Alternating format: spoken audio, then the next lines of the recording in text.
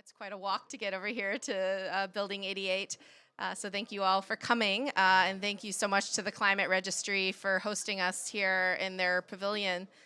My name is Joanna Lewis. I'm a professor at Georgetown University, and I direct the Science, Technology, and International Affairs program there.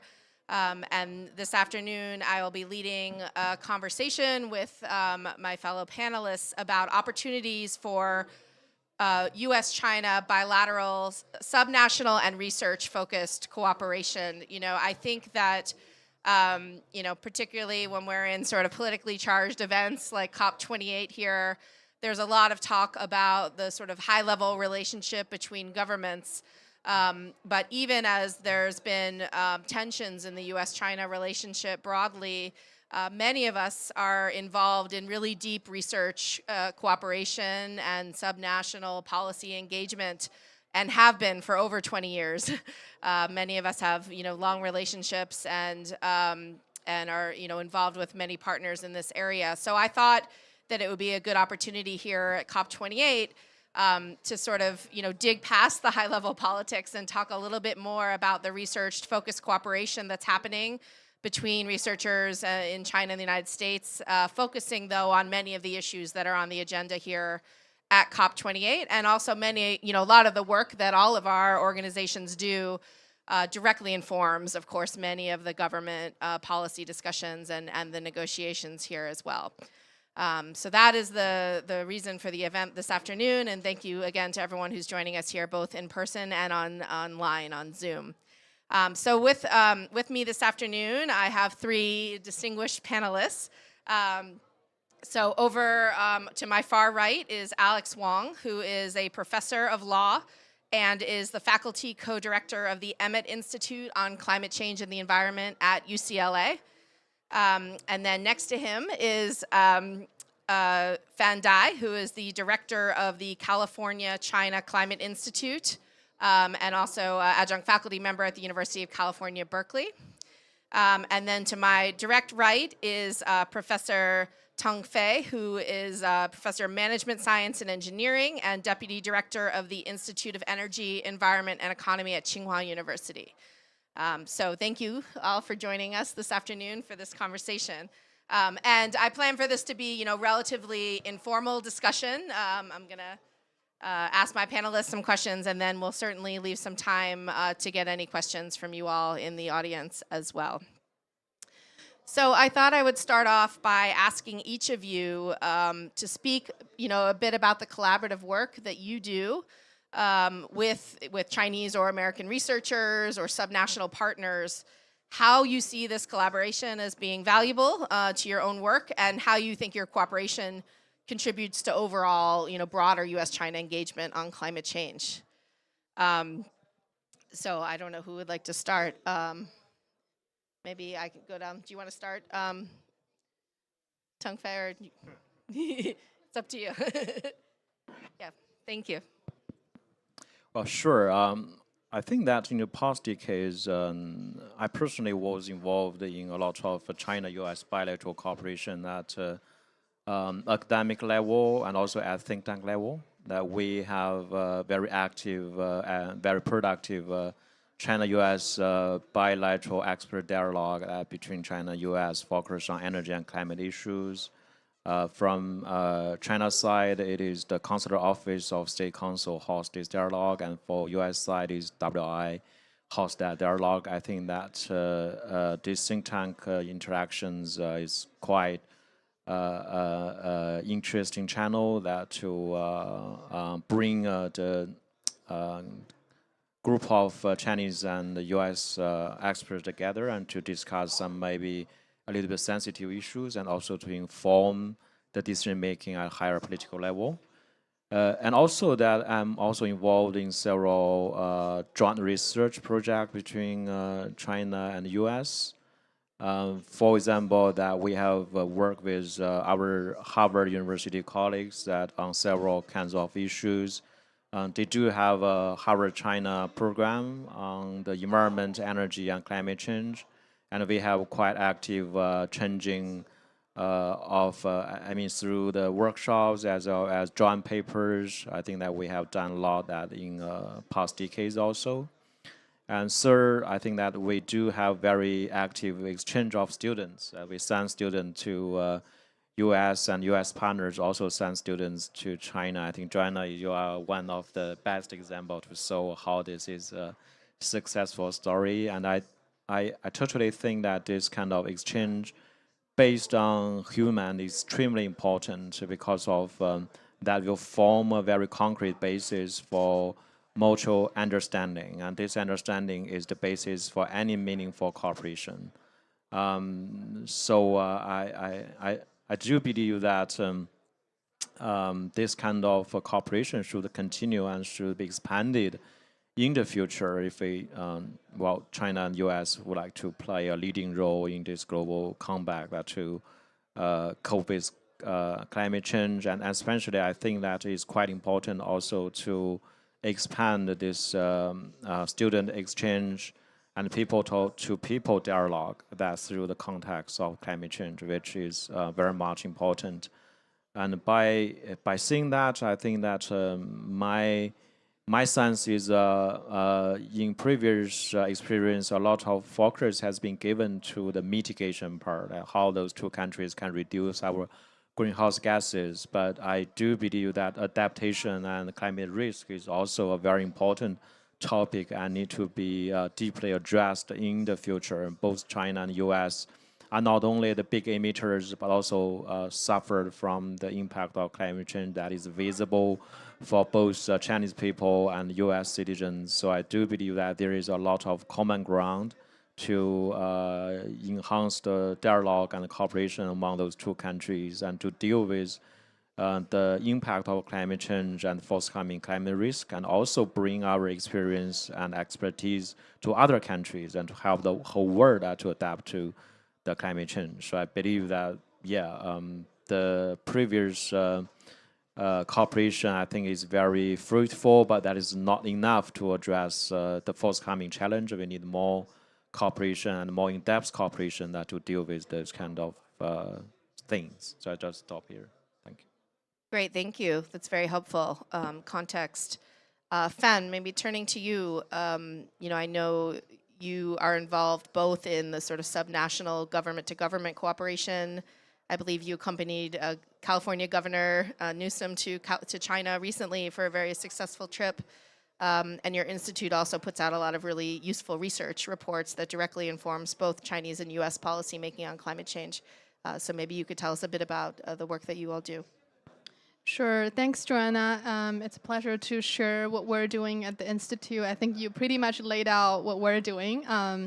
At the Institute, our mission is really to advance subnational collaboration on climate, clean energy between California and China, and sort of like now very consistent with what Sunnylands and the U.S.-China high-level agreements set for. In our kind of daily operation, we call like 3-pillar programs we run. The first pillar is the dialogue that we actually did quite some dialogues between subnational like provinces and cities from the Chinese side and based in California, and obviously other U.S. states try to bring in those dialogues to inform what each other are doing. In terms of the dialogue, I think, I saw someone sitting in the audience, actually, Chair Randolph from CARB. We work closely with California Air Resources Board, the Energy Commission, and other agencies to provide this platform to engage the Chinese, experts and folks that are actually working in their daily jobs of implementing those policies, and it's been quite effective in the past few years. We also serve as the secretariat for the California climate MOUs with China. So with those MOUs, we, a lot of things we do is to set up those exchange, including Governor Newsom's trip that we helped and supported. The other 2 pillars quickly on we call training. It's capacity building program that we are actually expanding that to include more, not just folks in the government, but also like youth, young students, and people who work in the think tanks and non-for-profit organizations could gain experience and have the opportunity to, come to California and learn a bit more about our programs here. Lastly, but not the least, is the research program. We do have a few research priorities set at the Institute. I think Professor Teng just pointed out the importance of adaptation in addition to mitigation. What we're actually focusing a lot, in addition to what you just said recently, I think one new program worth mentioning is the methane emission reduction research. We do have a fellow that is full-time focused on methane emission reduction and comparing California and broadly U.S. Progress with what gaps China is facing, and how we could tap in our expertise and help set some of those policies and influence their thinking. So in addition to traditionally mitigation adaptation, we're also adding topics like methane and obviously evaluation of subnationals climate action. We started from the US states, and we're hoping to work with our Chinese partners to assess the Chinese provinces and cities' climate actions. So we just published a report that is kind of the phase 1 study that we've done in the past few months.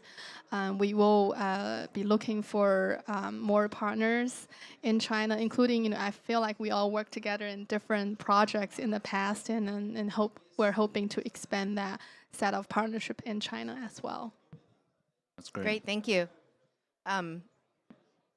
Alex, I know you're now at UCLA, and you have a background working in the advocacy space as well at Natural Resources Defense Council in Beijing. I'd be interested to hear about sort of how you see this issue. Yeah, happy to talk about it. So, I want to say, first of all, I think we're at a moment that's really exciting. I think the work that you did this fall with California government, Chair Randolph in the back, Nan from Lawrence Berkeley, a lot of people have been reviving the opportunity for cooperation after a couple of years of pretty rough geopolitics. And so I think we have a real opportunity, and it's worth, I think your question is getting me to sort of look back. So I think, like you, I've been involved in this U.S.-China cooperation for now almost 25 years. I guess we're getting old, but really I started in the late 90s on work with NRDC, working with the Energy Research Institute on energy efficiency policy. I had colleagues who worked on green buildings. At that time, it was a phase where China, special characteristic of China was that the experts were very interested in learning about outside information, were very willing to learn it quickly and adapt it to the local context. So they were kind of hoovering up information about very technical policies on energy efficiency, green buildings. I had a colleague who worked with the Ministry of Science and Technology on the first LEED certified green building in Beijing. I later, in the early 2000s, moved to China to work with NRDC on sort of governance-related issues. And I think working in partnership with a lot of people on the ground, I think we had some good successes working on air pollution law, right? That's been a really big success for China. We worked on sort of the rule of law, kind of plumbing types of things like transparency, permitting issues, public participation, public interest litigation, these types of things. A lot of these things which didn't exist in the early 2000s that subsequently, because of a lot of local Chinese people were pushing it and working with outside experts, these things have all become real policy in China. So I think that's useful to remember, that sometimes this sort of cooperation can feel soft, like we're just having meetings and talking about things, but the history of it, and you know it very well, you have a book on it, and you know that these things, remarkably, you sit in a lot of meetings and talk about things, but after 5-10 years, they become policy and they become real changes on the ground. What I'm really interested in now at this phase is there's been a kind of a new framing of this idea of mutual learning, how it's not just one-way delivery of Western experience to China, but now that China has innovated in many ways, there are things to learn. And so I'm hoping that we can really drill down on specifically what are those things. I told Tong Fei beforehand I was going to throw a question back at him. What does he think are the things that we could learn from China? And just one example that I've been thinking about maybe doing a project, for example, is on how to think about the kind of procedures to get offshore wind from idea to real capacity in the ground. And we know that China has done this much more quickly and at a much larger scale. And we know that in California, California is thinking about ways to streamline permitting and to have litigation and the ability to have accountability, but not have it take too long, right? The American environmental movement has been very good at stopping the bad projects, but is discussing now how do you build quickly the things you want, right? That's not been the strength of the American environmental movement. And one interesting thing, just before we got up here, we were chatting about is I think the impression from many, the conventional wisdom on the US side is that, well, maybe it's just a difference in political model, right? Maybe China just doesn't consider public participation as much. One of your responses was you don't think that's the main thing that's going on. So I think the collaboration will be very interesting to see are the things that we don't know about that that we potentially could learn and learn about. And I think China will continue to learn from the U.S. and California in a variety of ways. But I think that's why I think it's a really exciting time right now. Yeah, thank you for pointing that out. And of course, thank you for the plug of my book, Cooperating for the Climate. One of the things, though, I talk about in the book is how I look at sort of the history of bilateral cooperation with China over the last 30 years or so between the United States and China, but also other countries. And with the United States in particular, you have really seen this shift where, 30 years ago, the cooperation was focused on capacity building, on sort of, a lot of the very early years of the policy design in China for renewable energy, for energy efficiency. But of course, that is not the world we live in today. China, in many cases in the low carbon technology space, has leapfrogged the United States and other, major economies in the development of these technologies. And I think that really changes the nature of bilateral cooperation. At the track one level, I think makes it more politically challenging, but I think it's up to the researchers and subnationals to find sort of the space, where that constructive engagement is still possible. Of course, the biggest advancement recently was the release of the Sunnyland statement last month on between U.S. and Chinese leaders on enhancing cooperation to address the climate crisis. I'm curious what each of you thinks are the most important things in that statement, and how you see. I think it's important, although we don't work for the government, we work in sort of in the academic and subnational space, how a statement like that sort of, makes it easier to do the kind of work you do, or what you would have maybe liked to see in there that you think was sort of a gap in the statement.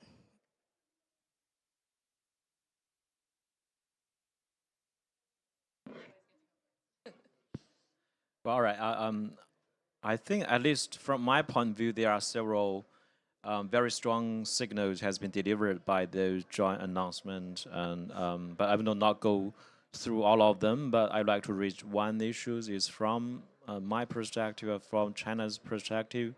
It has long been considered that the cooperation between China and U.S. should move beyond policy dialogue to some real practical cooperation. That is generally the Chinese perspective, not only from the government, but also from a wide group of experts and also the business groups. But unfortunately, in the previous several joint announcements, a lot of the joint announcements focus on policy dialogue, some interaction between the two governments, but not mentioning too much on how those kind of policy level dialogue can be translated into the real cooperation at business level, at other levels. But I see a very positive signal from this joint announcement, but still I need to confirm this. Just before this meeting, I talked with Joanna.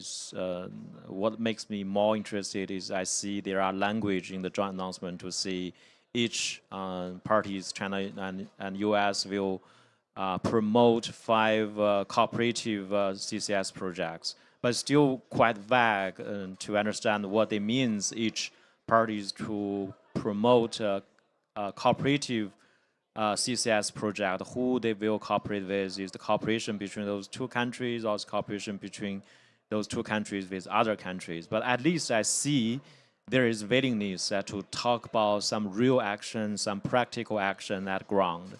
Go beyond this policy dialogue, this interaction on policies and policy-related information. So that is the most important things I see from the Sunny Line, the joint announcement. And for myself, I really would like to see more and more business cooperation, more and more research institute cooperation, more and more those cooperation across every levels of those two countries. I think that is the things we really need if we want to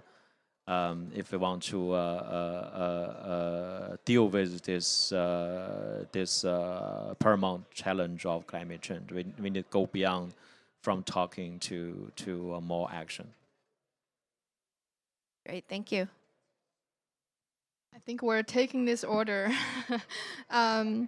Yeah, so I was going just to share quickly 2 observations and from the Sunnyland's statement. One is I think it rebuilds or the way institutionalized the U.S.-China climate working relationship.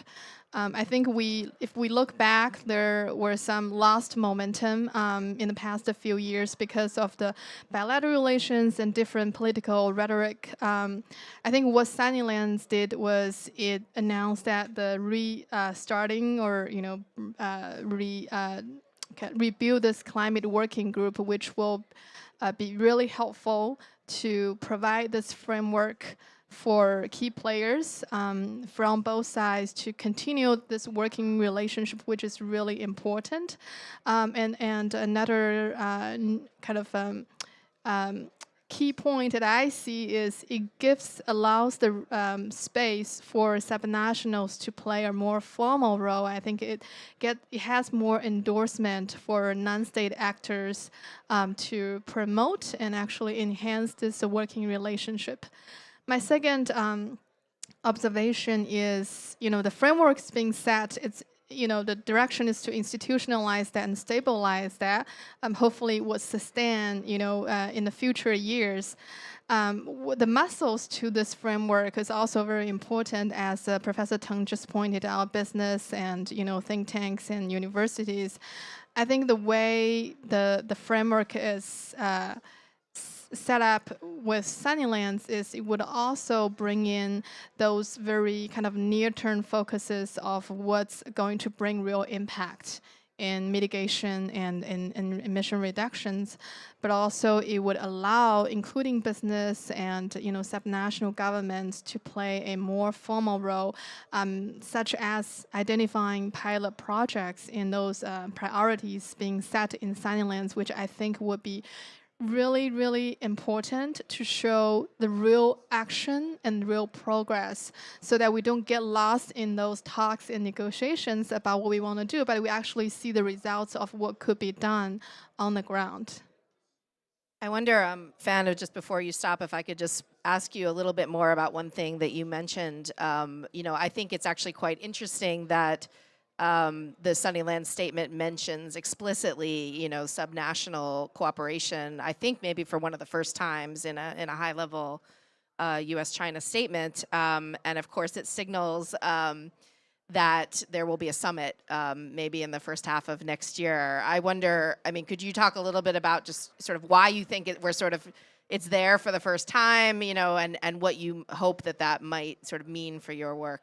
Well, first, I didn't pay Joanna to talk about this, but this is the core of our work, and we are actually will be supporting the organization of the Subnational Climate Action Summit between next year. And a lot of that for folks that are familiar with the climate action subnational, in the space, you probably recall this Global Climate Action Summit took place in California back in 2018. I think there was some kind of recognition of that in the past, but really this is the first time that we were really excited to see not just the subnational being institutionalized in the statement, but also like specifically called out the summit that we will be organizing next year. And a lot of what I just said in my comment is really to bring the subnationals to more front and center to showcase and share what they're doing and challenges they're facing, so that we're more embedded in this community, and we're not just talking about what we should do. We're actually working on the real solutions, and hopefully by then we would have some really exciting local pilots to share with the broader climate community. So I think that's the idea there, and we will be probably looking for a lot of help and support from you all to put that together next year. Great, we're looking forward to it. Alex? Yeah, and I think this idea of moving beyond policy dialogue to pilots is really interesting. Traditionally it's been difficult to do, but to get to that stage, I think aiming in that direction is really important now. I think one of the MOUs that you guys just signed calls for a pilot maybe in Beijing, right? And one of the five MOUs. And I think there's a question of whether the pilots might take place within China, for example, but also we've been talking about this idea of maybe U.S. and China collaboration in the global South countries. That would be really interesting.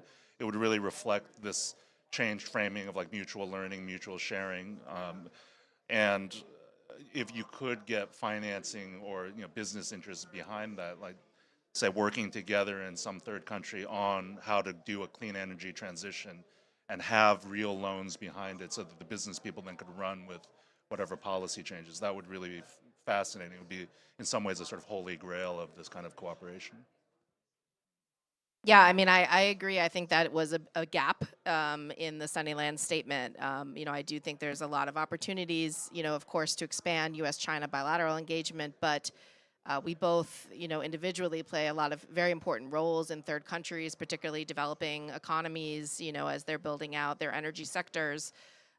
China through BRI and other vehicles, and the U.S., through a variety of mechanisms. And I think that this is a ripe area, for more bilateral engagement about, individually our strategies in third countries, and then how we might be able to leverage what we're doing, to look for ways to engage cooperatively there, particularly in the renewable energy and clean energy space.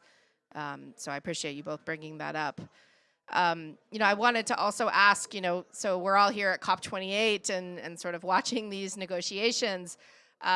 It always strikes me that, often the actual issues being negotiated and the sort of the diplomatic, and discussions that are happening are often sort of removed from the more on-the-ground research agenda, or the sort of the challenges that subnationals are facing in actually implementing the policies, right? I mean, setting high-level goals and signals is, of course, very important to mobilize action, but a lot of, I often find the conversation is sort of removed from what we really see on the ground. I mean, I'm curious what you all think in terms of, all the different issues on the agenda here in Dubai.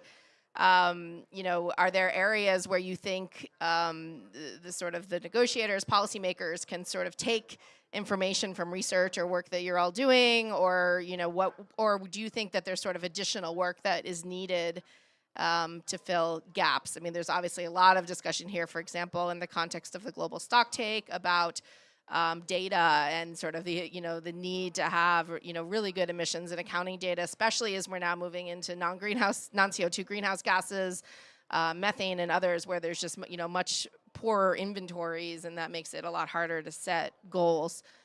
So I'm curious what you all see as potential areas where the research community can potentially help in that regard. Maybe I'll go in reverse order this time.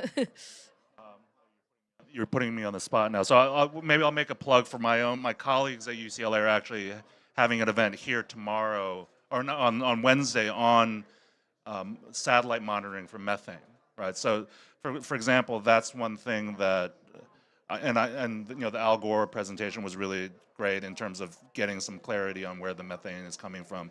So that's clearly an area that kind of work is very technical. There's needs to be a lot of people doing it, and so that kind of work can potentially transform the landscape for what you can do, right? So if you're at a stage where you're saying, well, we don't know what the emissions are, so we have to figure that out first if we can push that forward. So I'll throw that out as one example, but I'll think of some more and maybe come back to me. Yeah. Doesn't change my order here. I think methane's been mentioned a couple of times. I do agree. I feel like that's something new, or what will come out to this COP. But to add to that, I think a couple different differences that I sense at this COP is definitely, I think the loss and damage. There's not that much direct to add to it, but I feel like subnationals at the frontier of not just climate actions, but also the impact of the rising temperature and the more extreme weather events. I think there is a need for actual mechanisms and actual policies to be in place to help those low-income communities or vulnerable communities that be able to better adapt and have the resources to mitigate in terms of the impacts to those communities. I think that at the subnational level, even at a community level, it's really important. I'm just glad to see this being picked up, not just in the negotiations, but also this COP. I think there's a lot of discussion around that. And the other thing I think is what Alex also mentioned a little bit is the kind of the global south, how the developed countries could be more tapped in and take up more responsibilities, and some maybe joint efforts in those developing countries that could help them adapt to climate change and accelerate their clean energy transition in those places. I think that also speaks to the, just the transition or energy transition that's referenced in the Sunlands Agreement as well. I think these are my observations for what's kind of new from, not totally new, but like what I sensed from this COP. Yeah, I think that firstly from those mitigation part, I think that definitely this non-carbon dioxide emission is one of the focus and also one of the important gaps we need to fill. That if we look at those current pledges, not all pledges includes all greenhouse gases. So in the Sunnyland joint announcement, that China-US agree that in the next NDC, they will cover economic-wide and all greenhouse gases. I think that is a very important signal, and also the two countries are working together to try to promote this into a consensus here in this COP. I think that if we can achieve this, of course, that will help us to address a majority part of those emission gaps. In terms of this methane, I would like to argue that although this satellite is a very important emerging technology, but we need to combine bottom-up study with the top-down study. We cannot rely only one kind of study. That is not the science told us. I think that definitely those two kind of studies can play a role and can strengthen each other and to help us to have a better understanding of the methane emission, its geological distribution, and also where is the hot spot and how to translate that into subnational action. I think we do need.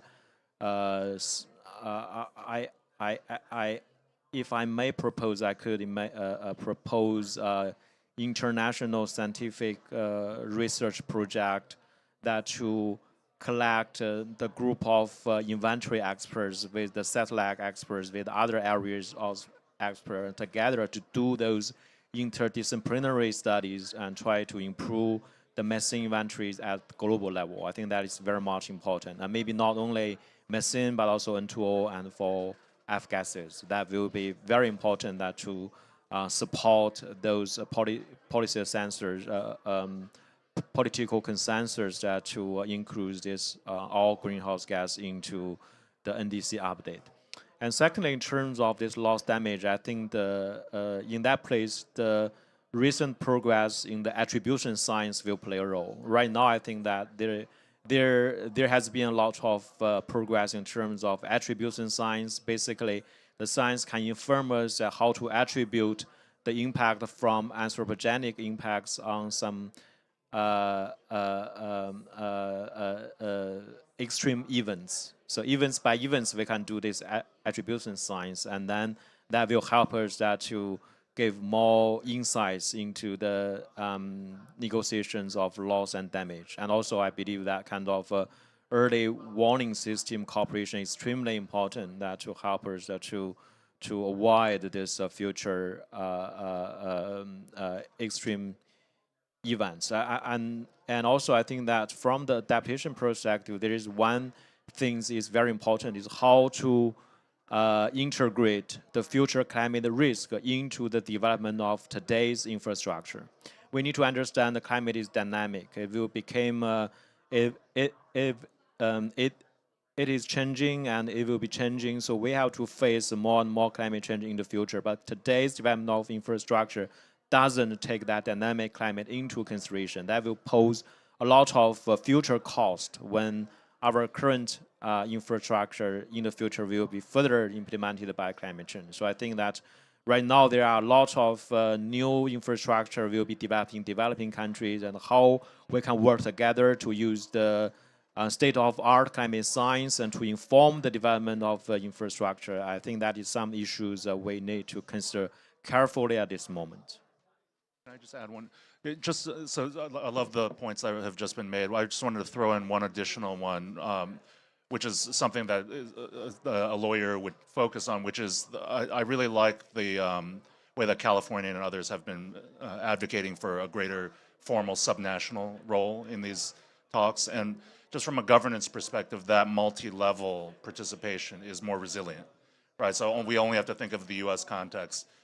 If the next presidential election, and I don't even want to say it, but if it were to change administrations, that could potentially really shake the momentum. But if you have more subnational, we obviously know that California and a lot of other states are going to continue on the path. And that'll create a sort of resilience that in the U.S. domestic context, the federal system just fundamentally creates a more resilient situation when there are changes, right? And so to bring that to the international context, I think is a really fantastic idea. No, I think that's a great point. I mean, I think we all see the sort of the ups and downs of the U.S. federal government sort of focus on climate policy and then prioritization. But California is really unique, right, in the United States, not only being a leader in a lot of environmental issues, but just really pushing, the climate agenda and really demonstrating how you can do, high penetrations of renewables, how you can do these sort of low carbon experiments on a large scale, right? And we see that in many parts of China as well, of course, where China is deploying, far more renewable energy than any other country in the world. And I think there's a lot that we and others can learn from that. Well, I have many other questions, but I know we have a very informed audience here with us today, and many people here who work directly on research cooperation with China, subnational cooperation. I want to give time if anyone would like to ask questions of our panel or even highlight the work that you're doing, and the sort of questions that we've been discussing today. We'd be happy to hear about that as well. Angel, please. Should I use a mic? Because I'm already up right here. behind you. Oh. Thank you so much, and I apologize for being late. I was actually in the China Pavilion on another low-carbon urban development panel, so it's nice to... Oh, sorry. Angel Xu. I'm an associate professor of public policy and the environment, and I work on U.S.-China climate relations. My question, and maybe you already covered this in the beginning, is how much opportunity do you see for cooperation on just transition? I know that's supposed to be one of the themes of this COP, and it just really strikes me that U.S. and China are going through very similar challenges with respect to decarbonization, and particularly the subnational level. I think there's a lot of opportunity to collaborate in this space, because I don't think the U.S. has it exactly worked out. I know there's a lot of concerns and questions as China has to ramp up the ambition of phasing out coal. And so I was wondering if you see that as a particular gap and any opportunity to work together.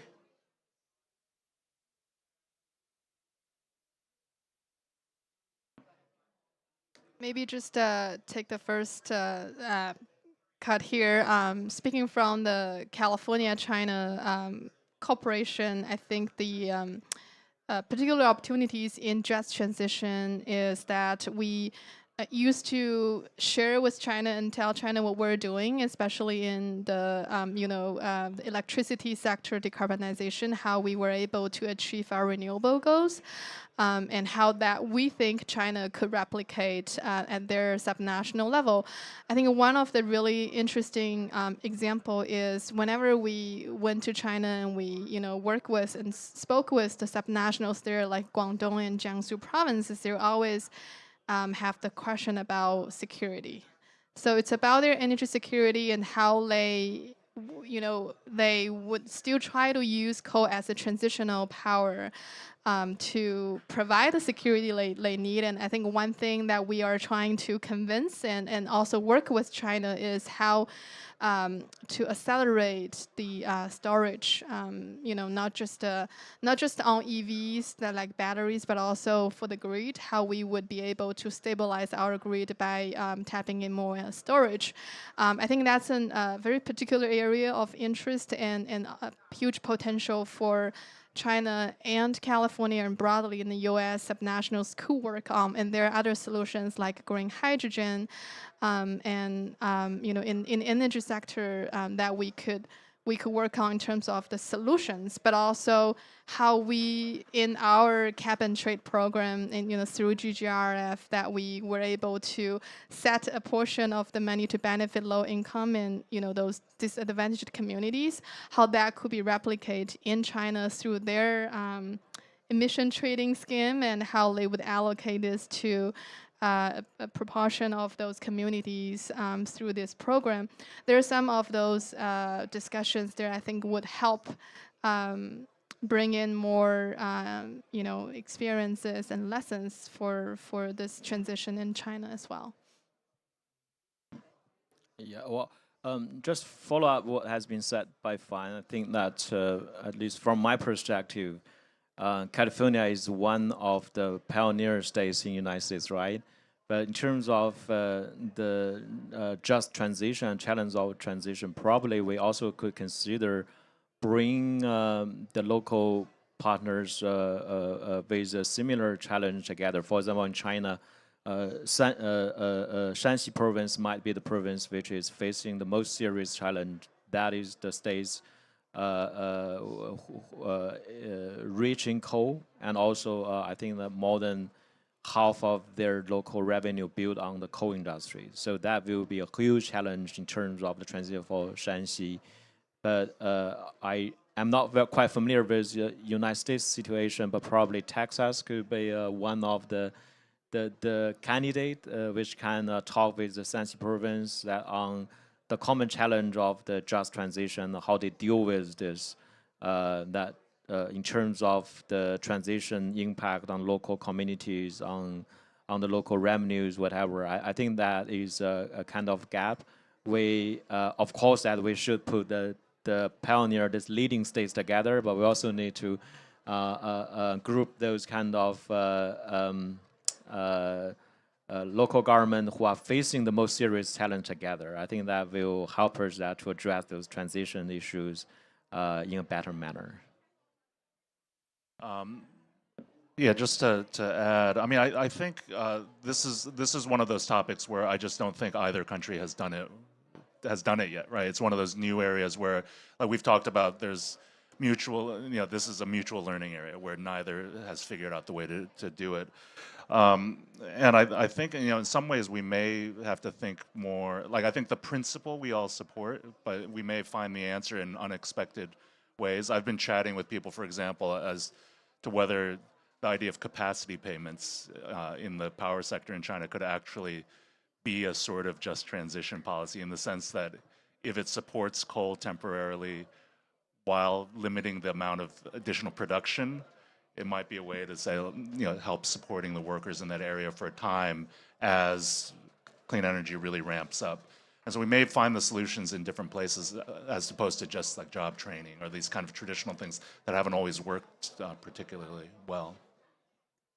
Yeah, I'll also just mention so my research group is involved in 2 projects right now focused on just transition. So one led by my former postdoc Wei Legong is really trying to actually document China's just transition policies. I think outside of China, at least, there's not a very good understanding about the thinking that's going on at the national and subnational level about policies targeting particularly workforce transition in the coal industry. Of course, the coal industry in China is one of the biggest, if not the biggest employer in the country, right? And so, shifting away from coal obviously has huge implications. So we're doing work just trying to document, what is the policy, regime for just transition, and how does that, we're comparing it against an international sort of framework for best practices and just transition policy that was developed by some other researchers. And then the other project we have led by my postdoc, Zhang Xiaoli, is she's actually looking very carefully at sort of the job needs in the wind power industry as you expand that out, what sort of skills are needed and how that might sort of map up against, sort of workforce training programs in China and the United States. So, it's just sort of pieces of this, but I agree, I agree looking at, most of my work has been on renewables, but until you can sort of figure out how China moves away from coal in a way that's economically viable, right, and politically viable, given the sort of complex political economy of the coal industry in China, I think there's a lot of important work to be done in that space for sure. Other questions or comments from the audience? Yes, Yishan, and please introduce yourself. Thank you, Yixian Sun, Associate Professor from University of Bath. As a policy scholar, I'm very curious about the cooperation in that area, so policy exchange, policy learning. So we noticed in the Sunnyland statement on subnational cooperation, as in policy exchange was highlighted as well. We also talk about, Alex, you talk about mutual learning. So I was wondering, what each party can learn from each other at the subnational level. I'm specifically thinking about what the US can learn from China, thinking about the kind of all types of policy that China has used to promote clean energy, for example. In the past few years, we have also noticed a revival of industrial policy in the US. Of course, I think we haven't talked about learning from China, but very curious to hear your thoughts on that. Thank you. Yeah, great question. Would anyone like to jump in?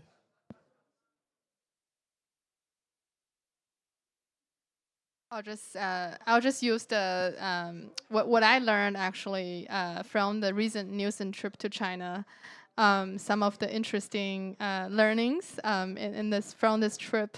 One of the examples that we often look at is the EV deployment in California, and that we often are proud of ourselves that we're leading the U.S. in terms of the EV, the new car sales. In terms of, I think it's 1/4 right now in terms of the new car sales in California is EV. But when we spoke with Hainan province, they told us 50% of their new car sales is already EV. And similarly, we heard those things from some other provinces. They're all ahead of us. So I think that's just one example of what we should learn from China in terms of the kind of the rapid deployment of EVs and how they were able to ramp up their infrastructures to allow that to happen.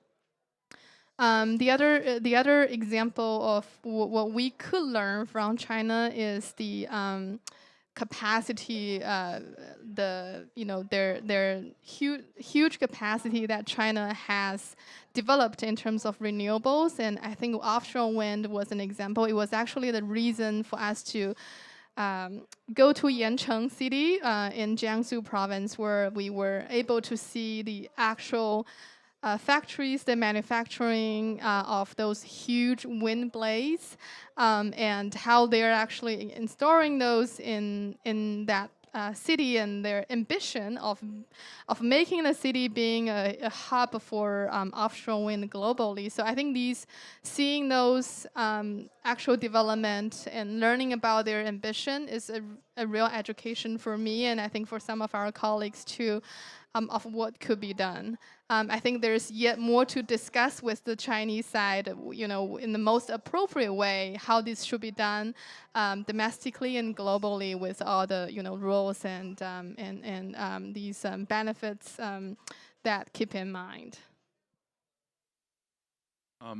So I could add a couple of potential examples. I think in addition to just learning about the policy, there is a value in just simply seeing how something has been done in implementing the policy, right? So I've done a lot of study tours of bringing Chinese officials to the U.S. to look at the way a power plant is run, or pollution control on a lead smelter is run or something.